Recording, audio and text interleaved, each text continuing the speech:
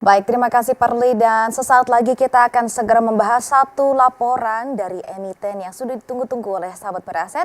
Dan untuk itu telah bergabung bersama saya di studio Lebak Bulus Mirae Asset Financial Center. Ada Abian Yunto Harjo selaku Research Analyst Mirae Sekuritas Indonesia. Halo, selamat pagi Abian. Selamat pagi Glenda. Oke, apa kabar nih? Baik, alhamdulillah. Oke, dan tentunya kita mau menunggu juga nih dari Abian ada kabar mengenai salah satu emiten Unilever ya Abian ya? Ya, betul. Oke, dan ini baru saja rilis kinerja keuangannya di minggu lalu. Di minggu lalu, betul. Oke, nah kita tentunya ingin tahu nih ya hasil earnings full year-nya di 2024 seperti apa dan kira-kira faktor apa aja sih yang membuat kinerjanya menjadi seperti itu. Boleh langsung, silakan Bian. Boleh, mungkin kalau misalkan kita langsung mulai di presentasinya. Jadi mengenai penjualannya tersebut, kalau misalkan kita melihat itu tuh di revenue itu turun 9% di full year 2024. Ini turunan itu dikarenakan beberapa faktor. Salah satu faktornya adalah emang ada repricing action dari manajemen, kemudian juga memang mengurangi stok inventory di distributor mereka. Kalau misalnya kita ngelihat memang penjualan mereka ini turun secara signifikan di kuartal 4. Memang tidak hanya dari dua hal itu, namun ada efek dari post boycott kemarin. Kalau misalnya kita ngelihat di kanan bawah sini, market share mereka itu masih di bawah dari pre-boycott level di 38,5% untuk value-nya, dan untuk volume itu 31,7%. Kalau misalkan kita bandingkan itu memang masih di bawah, namun sudah ke trajektori yang benar, yaitu selalu naik tiap kuartalnya.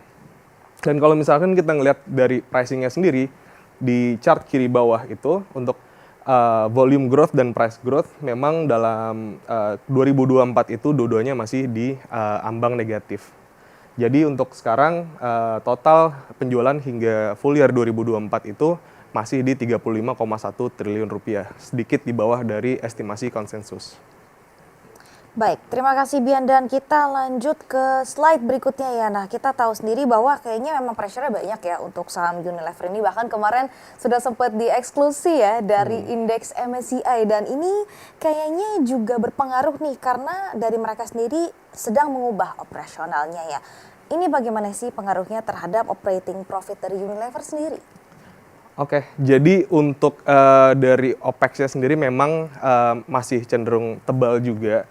Emang ada dua hal yang disebutkan oleh manajemen, yaitu ada one off dari labor cost untuk remunerasinya, dan satu lagi yaitu adalah biaya transformasi untuk mesin-mesinnya. Total biaya itu sekitar 204 miliar rupiah yang ada di kuartal 4 kemarin. Nah, ini menunjukkan jadinya untuk operating profit atau EBIT-nya itu di minus 10,6%. Secara key ratio-nya sendiri juga masih melihat bahwa kenaikan di COGS per sales, OPEX per sales juga mereka masih naik.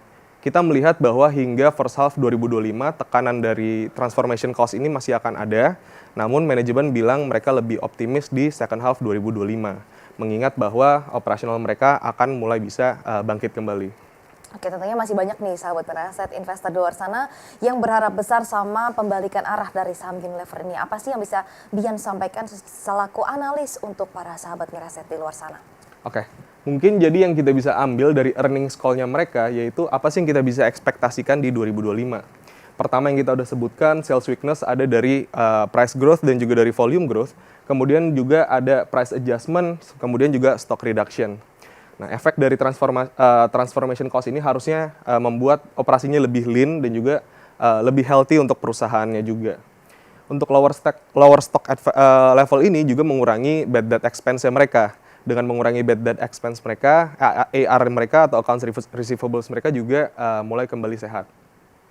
Secara market share, mereka sudah masih naik, itu di sekitar masih di bawah pre-boycott level, namun sudah di atas angka yang benar.